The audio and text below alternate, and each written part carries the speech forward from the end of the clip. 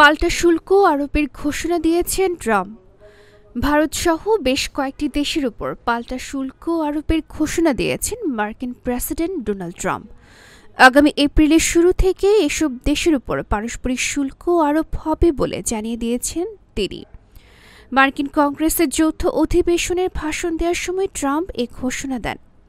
দ্বিতীয় মেয়াদে প্রেসিডেন্ট হিসেবে দায়িত্ব নেওয়ার পর কংগ্রেসের দেয়া প্রথম এই ভাষণে ট্রাম্প ভারতের শুল্কের বিষয়টিও বিশেষভাবে তুলে ধরে বলেন, দেশটির ১০০% কর নেয়। বুধবার এক প্রতিবেদনে এ তথ্য জানিয়েছে ভারতীয় সংবাদ মাধ্যম হিন্দুস্তান টাইমস।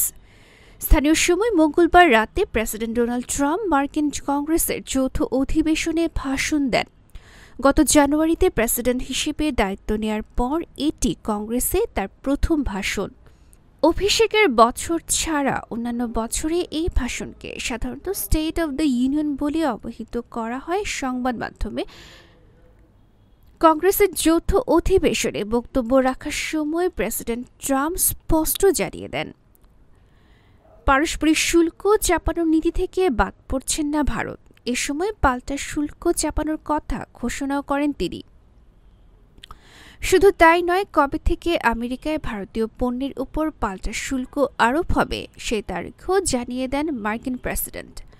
ভারত ছাড়াও চীন, দক্ষিণ কোরিয়া, কানাডা, মেক্সিকোর মতো দেশগুলোর উপর পাল্টা শুল্ক আরোপের কথা বলেন মার্কিন রিপাবলিকান এই প্রেসিডেন্ট। মূলত মার্কিন কংগ্রেসের যৌথ অধিবেশনে দেয়া প্রথম বক্তৃতায় ট্রাম্প কোনো বিষয়ের কথা উল্লেখ করেন। সেই দিকে নজর ছিল সকলেরই। সেই মঞ্চে দাঁড়িয়ে ট্রাম্প বলেন, দীর্ঘদিন ধরে অন্যান্য দেশ আমাদের উপর শুল্ক চাপিয়ে আসছে, এবার আমাদের পালা। ইউরোপীয় ইউনিয়ন, চীন, ব্রাজিল, ভারত এবং অসংখ্য অন্যান্য দেশ আমাদের উপর যত শুল্ক আরোপ করে, আমরাও তত শুল্ক আরোপ করব। আন্তর্জাতিক ডেস্ক, গণমানুষের আওয়াজ।